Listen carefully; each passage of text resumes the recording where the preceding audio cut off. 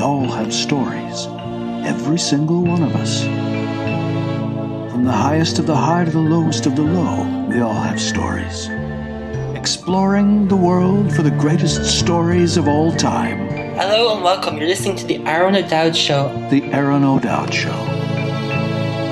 Our soul is the screen upon which we project our dreams. What's your story? Hello, good welcome, good evening, good morning to all. It's that time of the week again where the Aron O'Dowd Show, your host Aron O'Dowd is hosting this amazing show. We all have mothers in our lives, grandmothers, mothers, etc. And their well-being is so important for us because if we don't have a healthy mom, how can we have a healthy family or healthy life? Because they help us born us in the world, make us grow up, and show us what we're going to do. And our amazing guest today, as always, she is all about the self-care mamas, and we're going to find out more about her. Hello and welcome to the show, Ashley Balza. How are you doing? I'm good, Aron. How are you? Good. Tell us more about who you are and what you are. Absolutely. So I'm Ashley Balza, and I am known as the Self-Care Mama. I am a mom of 7, grandmother of 2, and my husband and I run a construction company here in Wisconsin. And I also have a Self-Care Mama Mentorship program for busy and burned out moms. So are you a burnout mom? I was, yes. 6 years ago, I was extremely sick after I gave birth to our 6th baby. And during that time of my 10-day hospital stay, it really occurred to me that I was living in exhaustion, burnout, bitterness, and resentment that really started to take root. And it needed to change, but I wasn't quite sure how at that time it was going to change. Wait, so 6 kids? Yes, 6 of my biological children, and we have 1 adopted son. He is married and has 2 sons of his own. He's also in the United States Marine Corps.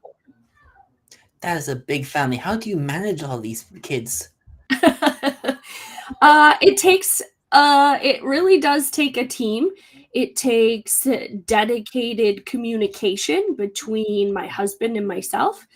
It also takes friends that are willing to step up to the plate and pour into our children when we're not around. And I would always tell people it's not like we have babysitters lining up and down the block to watch our children. So it's really finding that network of friends that is, again, willing to take on the crew, if you will. But at some point, we used to have to hire 2 babysitters to watch our kids.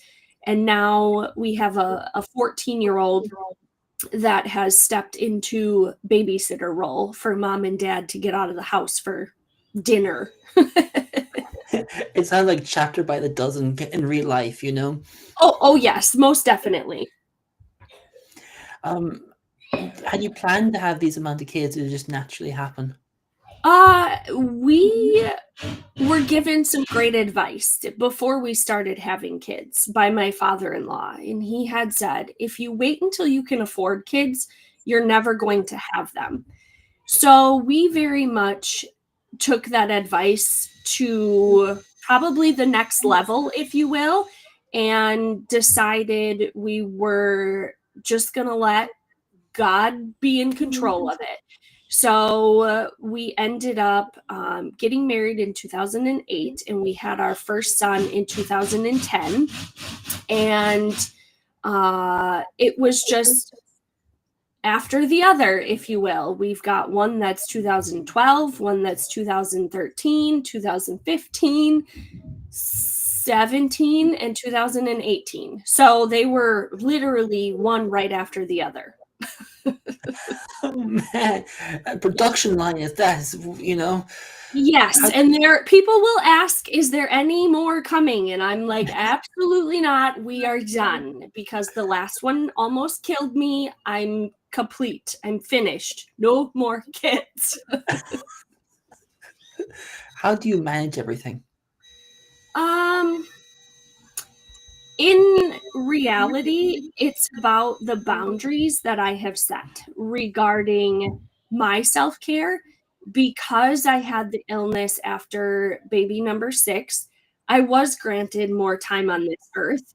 So it was about, how do I put boundaries in place, get rid of toxic relationships? How do I begin to say no when everybody wants me to say yes to things, and really setting the boundaries. But then also remembering that I cannot pour from an empty cup. So I needed to begin the process of taking care of me. I started surrounding myself with women that poured into me and really begin to relearn, if you will, my value. Uh, a lot of times I would have my value attached to another human being. And in reality, my value comes from my creator. So it's something that I had to remember. And communication is also very critical and key. If I'm in that mode of exhaustion and burnout, I have to make my needs verbally known. I can't expect my husband to read my mind and to know what I need. Yeah. I mean, you say you weren't here. Did you have a past life near-death experience, or you're just at a space where you nearly passed away in delivering your 6th child? So after baby number 6, everything was great. We had a home birth, and then I got extremely sick and ended up having to um, go into the hospital after a week of dealing with the illness. And they had said, you just have a virus, you have to fight through it. So I went back home, or came back home, and then another week went by, and then I couldn't breathe. So I went back into the hospital and I was admitted into the ICU, and they discovered that I had a septic strep A infection that was building fluid up in my body, and I ended up having oxygen levels in the 60s when I was originally admitted. So I was on 100% oxygen, and I had chest tubes, the whole gamut of things. And yeah, that's really where that journey began. They were surprised that I was pretty much still living, if you will, because of how much fluid had built up in my body and how long I had gone with this infection. So yeah, it was very scary. I'd say it was, and it probably helped your journey now to be the self-care mama. Yes, absolutely it did. How did you overcome this illness to be the healthy mama that you are? So after I got out of the hospital, I battled. I ended up having, I would say, undiagnosed PTSD. It was very traumatic for me to be hospitalized and then away from my kids, and my marriage was on the rocks. It was not in a very good place. And I had a friend that I talked to. He was a pastor at the time, and he had said, Ashley, he asked me really point blank, why are you still married? And that was a question that I couldn't really answer other than, well, we love each other. And he's like, well, that's not a good enough reason. So he said, you're attaching your value to your husband. So you have to remember, where does your value come from? As I said before. And he said, your value is found in God. And then we had a conversation, and around that same time, I had been offered an opportunity to become a skincare consultant with a company here in Wisconsin. And when I started having women pour into me and uplift me and support me in ways that I hadn't had in a very long time, it was a game changer. My energy, my attitude, things started to shift. And that's where the journey began. I began my self-care journey with my skincare. Little by little, started taking better care of myself, where it wasn't just about the kids. My husband and I began to date again, where we set intentional time to spend with one another instead of just constantly being surrounded by the kids. So, yeah. Was that question, asking your value with your husband, was that a catalyst question to realize, what am I doing? Where do I need to go? And where's my relationship going with the person I love? Yeah, it was definitely that question of, where are we going? Is our marriage going to survive this? Because again, after that near death experience, one person has a shift of, this can't keep going this way, something needs to change. But if the other person doesn't have that same experience, or experiences the situation differently and doesn't have that mindset shift, you're going in two opposite directions. One has the desire of, we need to build memories because life is precious, life is too short. And the other's like, well, I'm providing for my family and I have to work all the time and do this. So you're very unbalanced. So it's, how do you come together in the middle to, I don't want to say compromise, but how do you come to an understanding? And again, it comes down to those boundaries. Where do we need to begin saying no so we can say yes over here? Is there certain family gatherings or certain requests put upon us that we have to say no to versus saying yes to, so we can be a unit, either together, the two of us, or with our kids, to build those memories and take a trip, versus, okay, let's work all the time and then stay in that cycle. It must have been hard to find the balance as a working mom, a mom looking after 6 kids. What's the secret?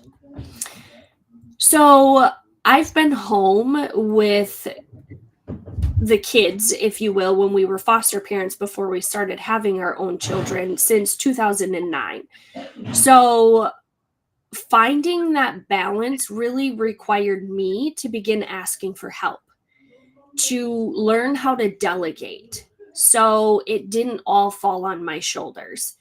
And as our kids probably reached right around age 5, maybe 6, it was teaching them household chores. How do you do the dishes?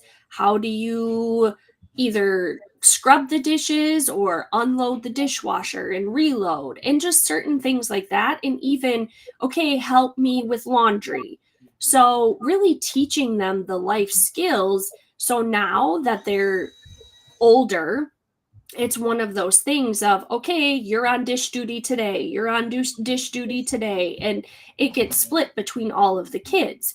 So that frees up time for my husband and I. If we want to go to dinner, okay, we give the kids a list of, okay, the dishes need to be done and laundry needs to be switched, so this is your chore while we're gone, and they get those things done. So it's that delegation that we created when they were little that now carries on as they get older. What did this all teach you as a human being? Again, community is very important. Support is very important. The communication is important. But if you're not taking care of you, your body somewhere along the way will force you to take care of you. So you can continue on burning the candle at both ends for as long as your body will allow you to. But there will come a point where you will hit a brick wall, and it will be an illness. It'll be a near-death experience. It'll be a diagnosis.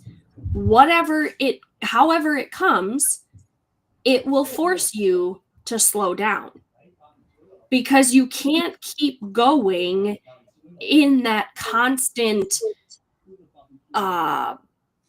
position of adrenaline and stress and chronic stress and fatigue and exhaustion without there being some type of effect. So that's the biggest thing. Taking care of you now so you're not paying for it later. And it's a word we use a lot, burnout, but probably someone who's experienced it, describe to us what it's like, because it's such a vivid and vague, but yet we all burn and experience at the same time. So burnout has a lot of similar symptoms as depression, but there's not a diagnosis for burnout. So burnout can be you're isolating yourself, you're not wanting to get out of bed, or if you do get out of bed, you just have this heaviness. You're very exhausted. It feels like you didn't get any sleep. You don't necessarily enjoy those same activities that you enjoyed before. Again, they're very similar to depression, but depression, you typically stay there. Burnout, you can get out of.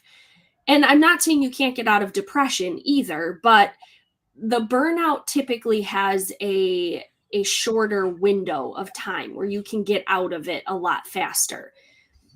But when you're in that burnout, you also can have, in my experience, you can have this resentment or this bitterness that is stewing within, if you will, because you are, especially as a mom, if you are in a two-parent relationship or you have a spouse that seems to be working all the time and you're at home with the kids, you can flip like that. All of a sudden, you can be happy one minute, and then you have this explosive reaction to something. You might say the words, I feel like I'm doing everything on my own. I feel like I don't have any help in the house. Statements like that, you're walking a very fine line. You're probably in that burnout. And it's not just a physical burnout, it's an emotional burnout.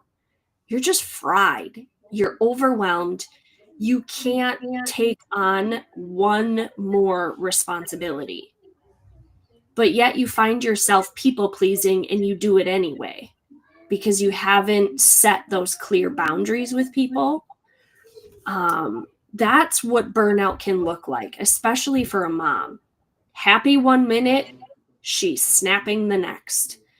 So it's very delicate when you're in that burnout phase. And if I'm a mother and I'm in burnout, what would be your 3 secret tips to become happy again? Start taking care of you.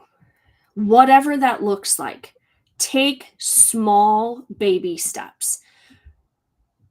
And think of what you already do that takes care of you. It really comes down to simplifying your view on self-care. Because society will give us those quick fixes of, oh yeah, just spend time at the spa, go get your hair done, go get your nails done. But it's what are you doing when you're already at home to take care of you? maybe all you can do is just sit in the bathroom and brush your hair.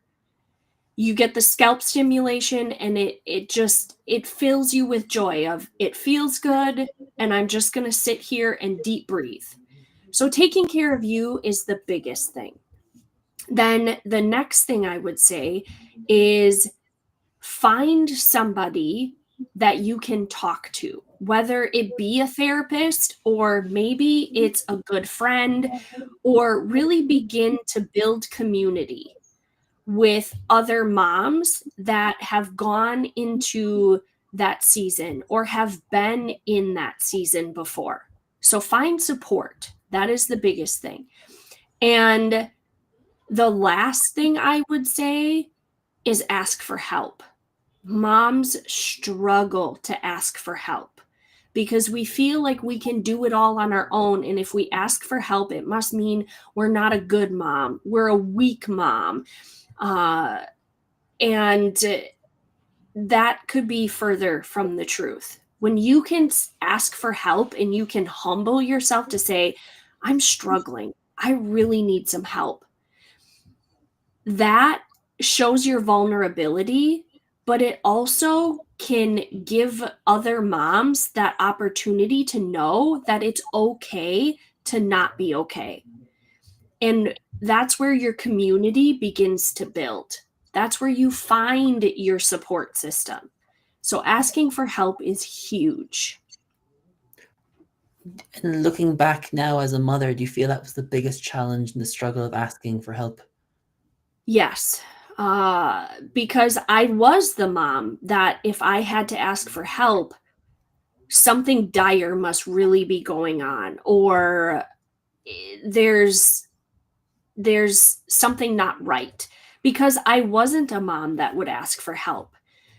I built a support system where I could vent to other moms about things that were going on, but it wasn't necessarily always the healthiest of support system. And it wasn't even the I need to ask for help in this moment. It was just I need somebody to talk to.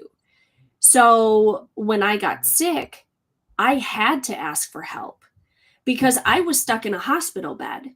So that forced me to call on that support system of people that we had built to have people come in to make meals for my husband because he was here with all the kids. I wasn't. So that meant that some moms would come in, or friends that we had, and they would help clean the house, or they would make the meals. They would come and they would spend time with our kids, or they would take our kids to give my husband a break. We had people that grocery shopped for us because my husband once said, put me in charge of $1 million projects, but ask me to grocery shop and I've got anxiety all day long. Like, don't do it. So it was a very humbling experience that we had to begin to ask for help. And it was a game changer. It really was. You know, when I hear self-care mama, I think it's all about makeup and hair and dresses and going to the spa. Is that correct or not? No. So one of the things that I teach moms is really first of all, meeting them where they're at. So where is your thought process right now on self-care? And then we build upon that and we dig into what is our mindset around self-care. What activities can we do in small chunks that can be joyful and soul fulfilling for us? Is it reading a good book, sitting in the sunshine? That to me is self-care. Is it maybe taking a bubble bath? That's one of those quick fixes because obviously you can't spend all day in the tub. But it's that long-term self-care habit building activity. So for me, if I do my Bible study in the morning, I'm going to enjoy a hot cup of coffee with it. That fills my soul. So what are the things that you do already, or maybe you can incorporate to your day on top of a habit that you already have, and you almost habit stack with it. We talk about boundaries. Where are our boundaries? We talk about what triggers us to go into that overwhelm, into that explosive state. Why do we get there? How do we get out of it? So, Self-Care Mama is really about the big picture. Those quick fixes are great in the moment, but they're not long lasting. So it's really about the long lasting change that we can get for a mom and where we can go in that moment. I know at the beginning of our conversation talked about construction. Are you a lady with power tools or hammers and chisels, or is that well away from you? My husband has done a very good job of taking me out of my comfort zone when I go on job sites with him and having me use some power tools, not saws if I don't have to, but yeah, that's more his department. But we've currently been remodeling our house, and it's really a family affair, if you will. And some of my older boys will help build decks and go on job sites with him. My 13-year-old just did some trim work for us here in the house and had to cut 45-degree angles and all sorts of stuff. So it's really that family affair for us with construction. And honestly, lately I've been tying the self-care piece to even the construction industry, because you have to tear apart and you have to take down, and then you get to rebuild. So what do you want that rebuild to look like? What do you want that remodel to look like? Do you have a vision of what it looks like?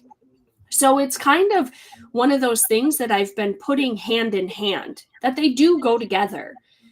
And also learning, when you're in the middle of a remodel, where does your mental state go? Because remodeling is stressful. And how can you take care of yourself when you're in the middle of a remodel? You can't. It's stressful. It's like trading. It'll make or break you and test you at the same time, you know? Yes. Yeah. What does the word family mean for you, Ashley? Family for me is, it's not just the love that you have, but family also doesn't need to be blood. I have built a lot of family around me with a lot of non-blood related people. It's about the support that you give to one another. And to me, it's also about making memories. When you're in the middle of the crap, let's just call it what it is, when you're in the middle of it, do you have certain people that you trust that you can be vulnerable with? If you can call them up, you can air out your dirty laundry, and they're still there at the end of the day to support you, to uplift you, to walk through it with you, that's family. If you call them and they don't support you, they guilt you, they shame you, or maybe you never really speak to them again, they don't check in with you and ask you how you're doing, they can still be family, but are they the type of family that you want in your life to be pouring into you? So it's really about, your family is who you make them in reality. I have a lot of toxic family members that I keep a very far distance from. That doesn't mean I don't love them, but I'm careful of who I surround myself with, especially with having kids. If they're not somebody that's positive and uplifting, I get very sporadic of how much I'm going to spend time with them. So that's really my definition of family. It's who you make it, who you want it to be, and it doesn't have to be blood. I love it. Ashley, where can we find you? You can find me on Facebook. Ashley, the Self-Care Mama, is where my hangout spot is. Yeah, that's where you can find me the most. Fantastic. Ashley, thank you so much for coming on the show. It's been a blast, and you seem to rock the word family and construction and everything, and look forward to seeing what's happening in your world in the future. Yes, thank you, Aaron. There you go, everybody. Another fantastic episode, and it just shows you how big families equals big mamas, and you need to have the self-care aspect to it to achieve success in whatever, from one kid to 25 kids in one family. So remember, if you like, subscribe, and comment, because that helps this show get out to the world to share all these amazing guests, including today's. And stay tuned for next week's episode at Tuesday at 11 a.m. Eastern Standard Time at 4 p.m. UK time. And remember, check your clocks, because the time difference can be a kick up the ass. Even though you think you've scheduled the right time to be here all at the same time. So rock on, and remember, you're a superstar. Thank you for listening to the Aron O'Dowd Show, where the world's best stories are told. If you like, please post a review or subscribe to the show. To find out more, contact us at aronodowd.com. That's ARONODOWD.com. We're always ready to share another magnificent tale from the world's best storytellers. So stay tuned. And